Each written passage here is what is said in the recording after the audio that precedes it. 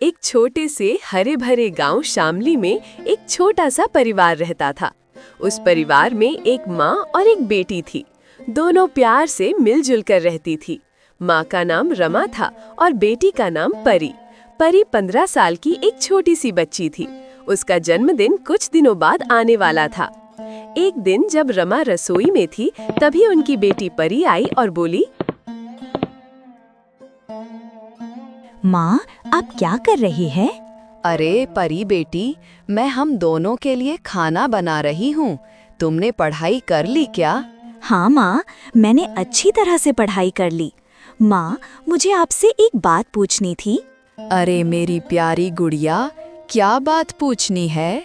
माँ, कुछ दिनों बाद मेरा जन्मदिन है। क्या हम इस साल जन्मदिन मनाएंगे? रमा अपनी बेटी की बात को टाल भी नहीं सकती थी, पर उनके पास इतना पैसा भी तो नहीं था। पति के निधन के बाद उस घर की सारी जिम्मेदारी सिर्फ रमा के कंधों पर ही थी। तब रमा ने अपनी बेटी से कहा, अरे मेरी गुड़िया, तुम चिंता मत करो।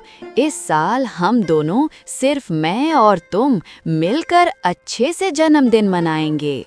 रमा की ये बात सुनकर परी मुस्कुराई और बोली, माँ, क्या आप सच बोल रही हैं? मैं अपने दोस्तों को बुला सकती हूँ उस दिन? हाँ बेटी, हाँ, बुला लेना, लेकिन सिर्फ 2 को ही। हाँ माँ, मैं सिर्फ 2 सहेलियों को ही बुलाऊंगी। आप चिंता मत कीजिए। बेटी, अभी तुम जाओ, मैं खाना बना लेती हूँ। हाँ माँ, मैं जाती हूँ। आप खाना बना लीजिए।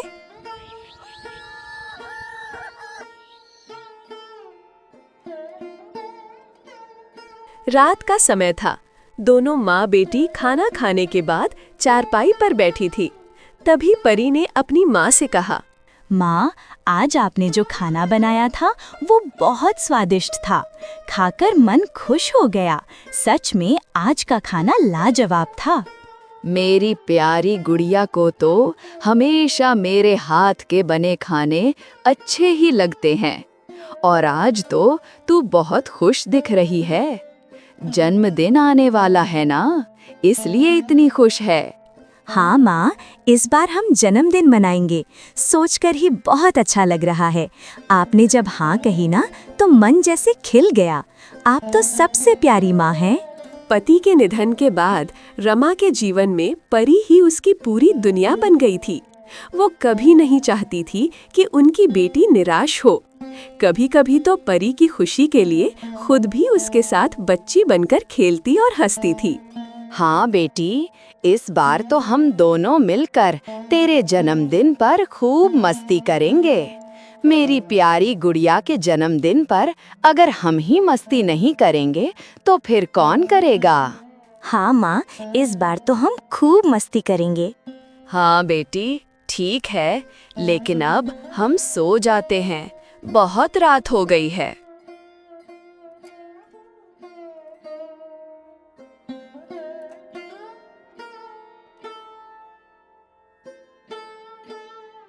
कुछ दिन बीत गए और परी का जन्मदिन आ गया। अब वो 16 साल की हो गई थी। परी सुबह उठकर चारपाई पर बैठी ही थी कि तभी रमा उसके पास आई और बोली,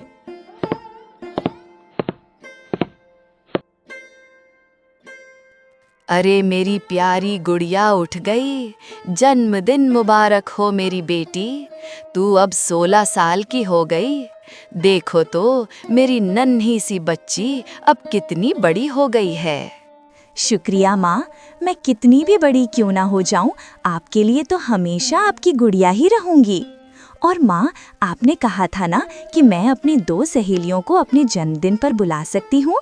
क्या मैं उन्हें बुला लूँ? बेटी, मैंने कहा तो था, लेकिन अभी मेरे पास ज्यादा पैसे नहीं है। अगर उन्हें बुला भी लेंगे और कुछ अच्छा खिला नहीं पाएंगे तो अच्छा नहीं लगेगा। इस साल रहने दो, अगले साल पक्का बुला लेना। परी भले ही छोटी उम्र की थी, लेकिन उसे अपनी माँ का दुख समझ आती थी।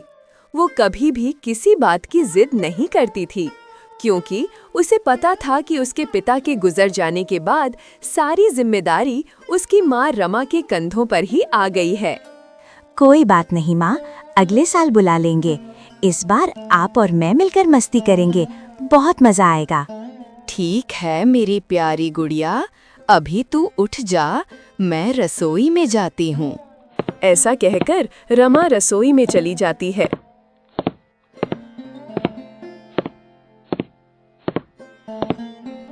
कुछ समय बाद रमा के घर उनकी पड़ोसी कल्याणी आ जाती है और उन्हें बुलाने लगती है। अरे रमा बहन, कहाँ हो तुम? जरा बाहर तो आओ। कल्याणी की पुकार सुनकर रमा बाहर आ जाती है और कहती है,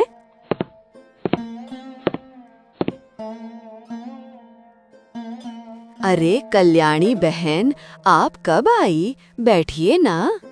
रमा के ऐसा कहने के बाद दोनों चारपाई पर बैठ जाती हैं। बहुत दिनों बाद आना हुआ कल्याणी बहन, सब ठीक तो है ना? हाँ हाँ रमा बहन, सब कुछ ठीक ही है। दरअसल आज मेरी बेटी का जन्मदिन है, तो सोचा पड़ोस के सभी को थोड़ी मिठाई बांट दूं। अरे वाह कल्याणी बहन, आपकी बेटी का भी आज जन्मदिन है। दरअसल मेरी बेटी परी का भी आज ही जन्मदिन है। अरे वाह रमा बहन, ये तो बहुत अच्छी बात है। तुम्हारी और मेरी दोनों की बेटी का आज एक साथ जन्मदिन है। हाँ कल्याणी बहन, मेरी तरफ से आपकी गुड़िया को जन्मदिन की ढेर सारी बधाइयाँ देना। ठीक है रमा बहन, परी को भी मेरी तरफ से जन्मदिन की बधाइयाँ देना। अभी आप ये मिठाई लीजिए, मैं चलती हूँ, नहीं तो देर हो जाएगी। ऐसा कहकर कल्याणी रमा को मिठाई देकर चली गई। कल्याणी के जाने के कुछ देर बाद परी अपनी माँ के पास आकर चारपाई पर बैठ जाती है और कहती है, माँ, मैंने आपको किसी से बात करते हुए सुना, कोई आया था क्या? आप किससे बात कर रही थी? वो बेटी, हमारी पड़ोस वाली कल्याणी चाची आई थी। उनकी बेटी रीमा की आज जन्मदिन है, तो वे सबको मिठाई बांट रही थी। अरे वाह माँ, ये तो बहुत अच्छी बात है। आज मेरा भी जन्मदिन है। हाँ बेटी, भगवान जो भी करते हैं अच्छे के लिए ही करते हैं। तेरे जन्मदिन के दिन खुद हमारे घर मिठाई आ गई। हाँ माँ, आपने बिल्कुल सही कहा। हाँ बेटी, अभी मैं रसोई में जाती हूँ, तुम्हारे जन्मदिन की तैयारी जो करनी है। रमा अपनी बेटी से ऐसा कहकर रसोई में चली जाती है।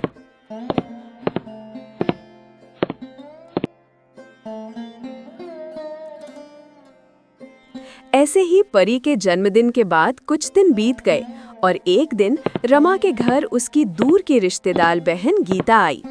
रमा की बहन गीता सीधे अंदर आ जाती है और उसे बुलाने लगती है। अरे रमा, कहाँ हो तुम? देखो तुम्हारी बड़ी बहन आई है, बाहर तो आओ। रमा की बड़ी बहन गीता की पुकार सुनकर परी बाहर आ जाती है। अरे मासी, आप कब आए और सीमा दीदी क्यों नहीं आई मासी? अरे परी बेटी, अब तुम्हारी सीमा दीदी की शादी हो गई है, वो अब अपने ससुराल में रहती है। और तेरी सीमा दीदी तो शादी के बाद मुझे भूल ही गई है, मेरी खबर तक नहीं लेती। ऐसे ही गीता और परी की बातों के बीच रमा आ जाती है। अपनी दीदी को देखकर वो खुश हो जाती है और कहती है, अरे दीदी, आप कब आई? आप इतने दिनों बाद आई हैं। आपको देखकर बहुत खुशी हुई। वैसे सीमा कैसी है? शादी के बाद उससे मुलाकात ही नहीं हुई।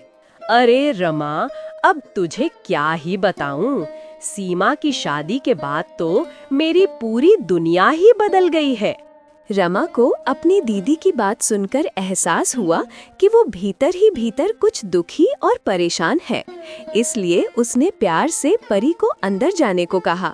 फिर वो अपनी दीदी गीता के साथ चारपाई पर बैठ गई और नरम स्वर में बोली, दीदी अब बताइए क्या हुआ है? क्या सीमा ने कुछ किया है?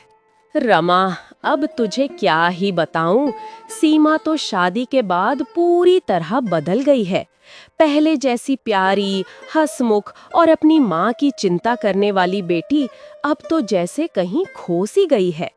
अब वो मुझे भूल ही गई है, मेरी एक भी खबर तक नहीं लेती।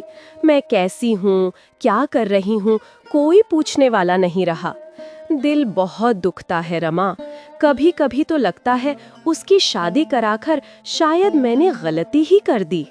अपनी दीदी गीता की बातें सुनकर रमा का मन अचानक भारी हो गया।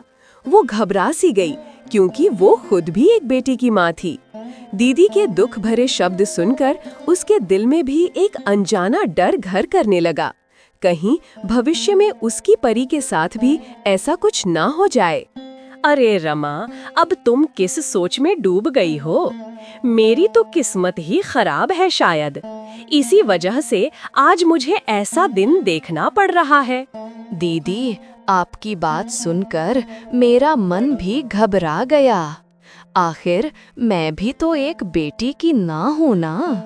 अरे रमा, तुम चिंता मत करो। बस मेरी ही किस्मत थोड़ी खराब थी, तभी मेरे साथ ऐसा हुआ। इसका मतलब ये नहीं कि हर किसी के साथ ऐसा ही होगा। गीता की ये बातें सुनने के बाद भी रमा के मन में डर घर कर गया था, क्योंकि उसके जीवन में परी के अलावा और कोई नहीं था।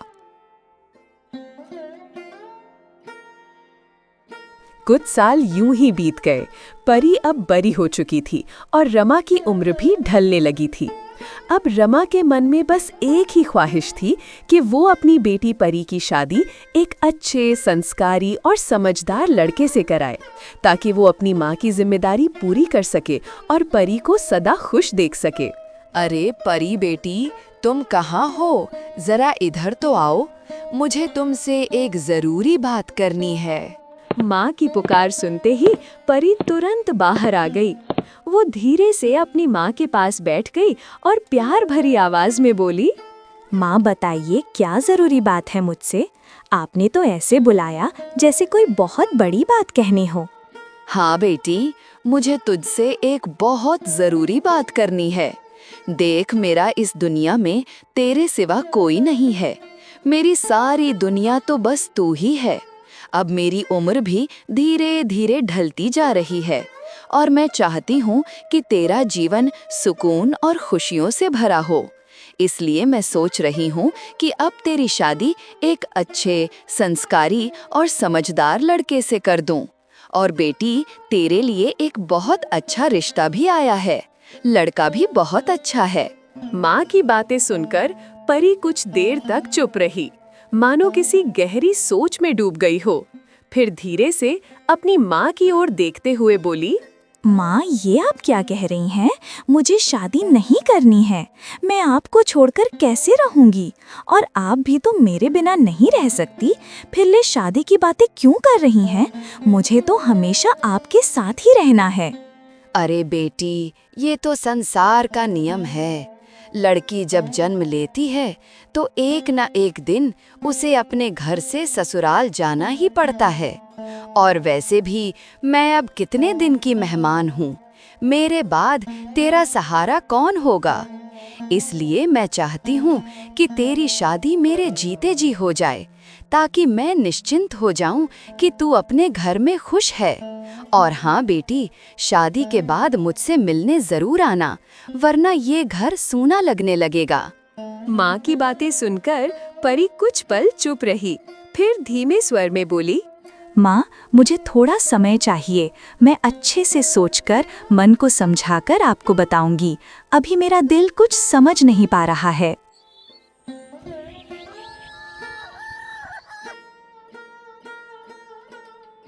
रात का सन्नाटा छाया हुआ था।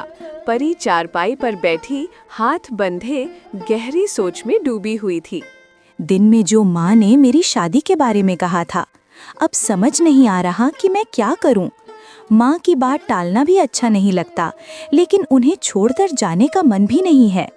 माँ ने ये भी कहा था कि लड़का बहुत अच्छा है, फिर भी दिल कहीं न कहीं रुक सा गया है। शायद ठीक रहेगा अगर मैं माँ से एक बार खुलकर बात कर लूं। परी जब ऐसी ही सोच में डूबी होती है, तभी रमा परी को खाना खाने बुलाने आ जाती है। अरे बेटी, क्या हुआ? किस सोच में डूबी हो तुम? चलो, खाना बनकर तैयार है। आओ, हम दोनों साथ में खाना खा लेते हैं। वो दरअसल माँ, आपने जो दिन में मेरी शादी की बात की थी ना, उसी बारे में मुझे आपसे थोड़ी बात करनी थी। अरे वाह परी बेटी, तूने तो इतनी जल्दी सोच भी लिया। खैर, अभी वो सब बातें बाद में कर लेंगे। पहले आजा, खाना बनकर तैयार है। हम दोनों साथ में आराम से खाना खा लेते हैं। अरे माँ, आप मजाक क्यों कर रही हैं? मुझे सच में बहुत चिंता हो रही है। खाना तो बाद में भी खा लेंगे, पहले आप जरा बैठिए, मुझे आपसे एक जरूरी बात करनी है। मेरी प्यारी गुड़िया, मैं मजाक नहीं कर रही हूँ। चलो पहले खाना खा लेते हैं, फिर आराम से बैठकर बातें करेंगे। तुझे जो भी कहना है खाना खाने के बाद अच्छे से बता देना। अभी चल, नहीं तो खाना ठंडा हो जाएगा। रमा की बात सुनकर परी चुपचाप उठी, कुछ नहीं बोली और धीमे कदमों से रसोई की ओर चली गई ताकि माँ के साथ खाना खा सके। ऐसे ही माँ और बेटी रसोई में आकर साथ बैठकर खाना खाने लगी। परी बेटी, अब बता, तुझे मुझसे इतनी जरूरी बात क्या करनी थी? तेरे चेहरे से लग रहा है कुछ तो बात दिल में दबा रखी है। माँ, आपने जो दिन में मुझसे कहा था कि आप मेरी शादी कराना चाहती हैं ताकि आगे चलकर मुझे कोई तकलीफ ना हो, वो बात मैं समझती हूँ। लेकिन माँ, आप अकेली कैसे रहेंगी मेरे बिना? और हाँ, जिस लड़के के बारे में आपने बताया था वो करता क्या है? थोड़ा और बताइए ना उसके बारे में। सुन बेटी, मैं तुझे बताती हूँ। वो लड़का बहुत अच्छा है। उसका अपना एक दुकान है और मेहनती भी बहुत है। यकीन मान, वो तुझे हमेशा खुश रखेगा। और हाँ, मेरे लिए इतना मत सोच। अब मैं इस दुनिया की मेहमान बस कुछ ही दिनों की हूँ। जब तक जिंदा रहूंगी, बस यही चाहती हूँ कि तू और दामाद जी कभी कभी आकर मेरा हाल लेते रहो। मेरा आशीर्वाद हमेशा तेरे साथ है बेटी। तू बस हमेशा मुस्कुराती रहो, यही मेरी सबसे बड़ी खुशी होगी। ठीक है माँ, अगर आपको इसी में खुशी मिलती है तो मैं आपके फैसले के लिए तैयार हूँ। आपके चेहरे की मुस्कान ही मेरे लिए सबसे बड़ी बात है। आपने हमेशा मेरे लिए इतना कुछ किया है, मेरे लिए हर दर्द सहा है, हर बलिदान दिया है। आप मेरे लिए कभी बुरा सोच ही नहीं सकती। इसीलिए माँ, आप जो भी कहेंगी मैं मान लूँगी। बस आप हमेशा खुश रहें, यही मेरी सबसे बड़ी इच्छा है। ऐसे ही परी ने अपनी माँ की बात मान ली और शादी के लिए हाँ कर दी। ये देखकर रमा के चेहरे पर चमक आ गई और उसने तय किया कि जिस लड़के का जिक्र उसने परी से किया था, जिसका नाम विक्रम है, उसे अगले दिन अपने घर बुलाया जाए ताकि दोनों एक दूसरे से मिल सकें और बात आगे बढ़ सके।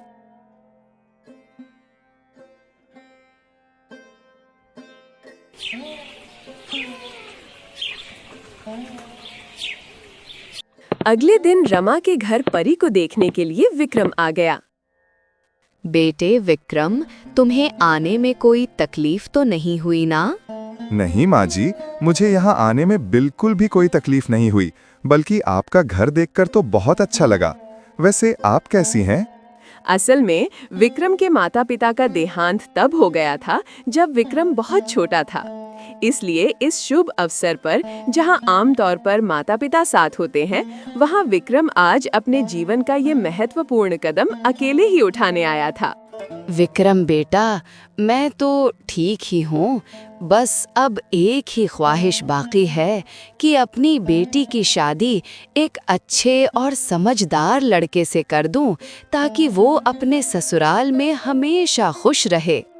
वैसे विक्रम बेटा, तुम्हारे दुकान का कामकाज इन दिनों कैसा चल रहा है?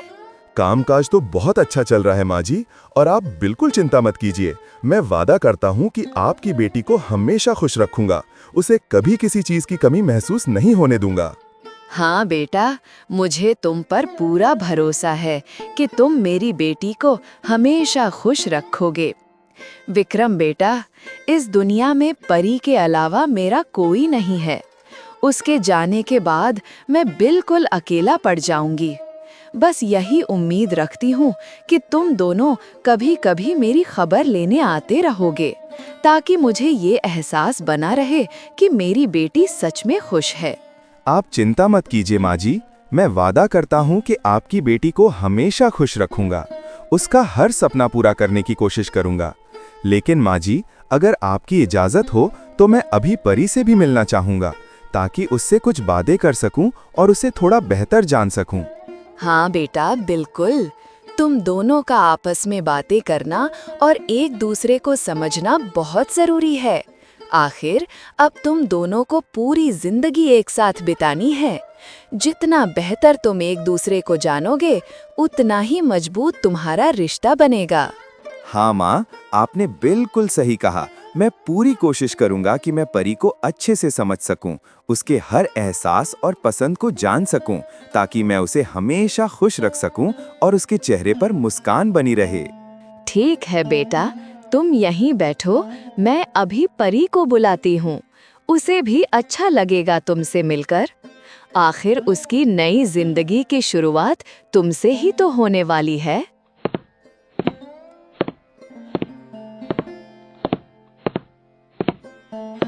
कुछ ही देर बाद परी चाय लेकर बाहर आई। परी शर्माते हुए विक्रम के पास बैठ गई। आप चाय पीजिए ना, मैंने खुद अपने हाथों से बनाई है। उम्मीद है आपको पसंद आएगी। परी, चाय तो जरूर पी लूंगा। वैसे तुम बताओ, तुम कैसी हो? और हाँ, तुम्हें कैसा लड़का पसंद है? मेरा मतलब, तुम्हारे हिसाब से वो कैसा होना चाहिए? उसका स्वभाव, उसका तौर तरीका सब बताओ ना। मैं ठीक हूँ। और जहाँ तक आपने पूछा कि मुझे कैसा लड़का चाहिए, तो वैसी मेरी कोई खास ख्वाहिश नहीं है कि उसे ये करना चाहिए या वो होना चाहिए। बस इतना चाहती हूँ कि वो दिल से अच्छा इंसान हो, मुझे समझे, खुश रखे और सबसे ज़रूरी मेरी माँ को अपनी माँ जैसा मान सम्मान दे। ऐसे ही दोनों की बातें चल रही थी कि तभी रमा वहाँ आ गई और मुस्कुराते हुए बोली, परी बेटी, विक्रम बेटा, तुम दोनों ने आराम से बातें कर ली ना? थोड़ा एक दूसरे को जान लिया ना? हाँ माँ जी, परी और मैंने काफी देर तक बातें की। मुझे परी बहुत समझदार और सच्ची लगी। मुझे ये रिश्ता पूरी तरह से मंजूर है। अब आखिरी फैसला परी के हाथ में है। माँ, मुझे भी इस रिश्ते से कोई ऐतराज नहीं है। विक्रम मुझे एक अच्छे और सच्चे इंसान लगे और मुझे लगता है कि इनके साथ मैं खुश रहूंगी।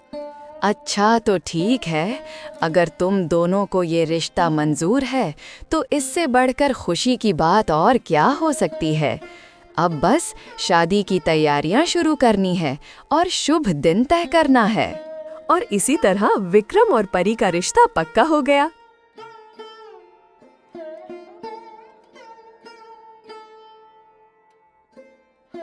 दो महीने बीत गए और परी और विक्रम की शादी हो गई। लेकिन शादी के बाद सब कुछ धीरे धीरे बदल गया। रमा को पहले ही अपनी दीदी गीता की बातें सुनकर जो डर और घबराहट हुई थी, वही डर अब सच्चाई बनकर उसके सामने खड़ा था। परी शादी के बाद पहले जैसी नहीं रही, वो अब पूरी तरह बदल चुकी थी। जिस बेटी ने कभी अपनी माँ के बिना एक दिन नहीं बिताया था, वही अब अपनी माँ को पूरी तरह भूल चुकी थी। अब परी की जिंदगी का केंद्र सिर्फ उसका पति विक्रम बन गया था। उसे अपनी माँ की फिक्र या परवाह अक नहीं रही। कई दिन बीत जाते, लेकिन वो एक बार भी अपनी माँ का हालचाल पूछने की जरूरत नहीं समझती। रमा रोज दरवाजे की ओर देखती रहती, शायद आज उसकी बेटी का कोई संदेश आए। लेकिन हर दिन बस इंतजार ही रह जाता और वही इंतजार अब उनकी जिंदगी बन गई थी।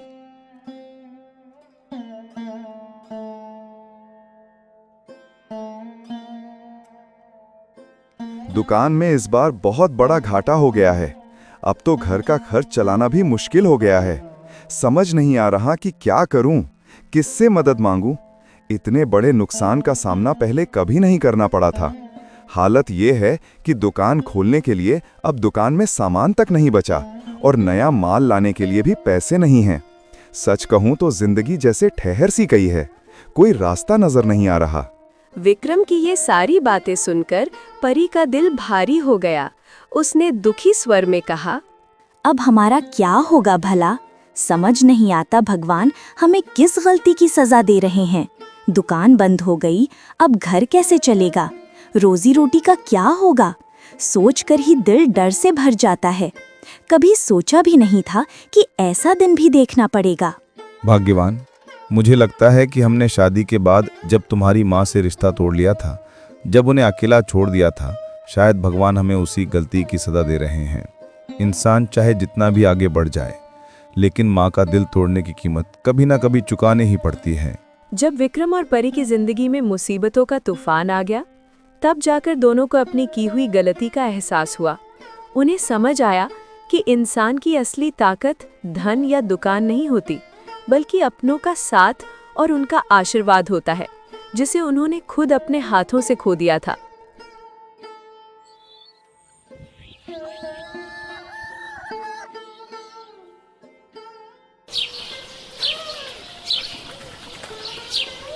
अगली सुबह गांव का ही एक आदमी रमा के घर आता है और उन्हें परी और उसके पति पर आई मुश्किलों के तूफान के बारे में बताकर चला जाता है। रमा को ये सब जानकर गहरा दुख होता है। वो सोचती रहती है कि उसकी बेटी और दामाद पर इतनी बड़ी मुसीबत कैसे आ गई।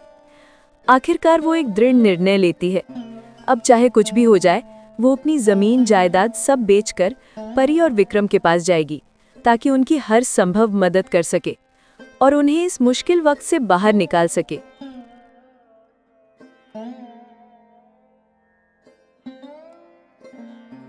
दो दिन बीत गए और रमा ने अपनी सारी जमीन जायदाद बेचकर अपनी बेटी परी की मदद करने के लिए उसके घर पहुंच गई। रमा को अचानक देखकर परी और विक्रम हैरान रह गए।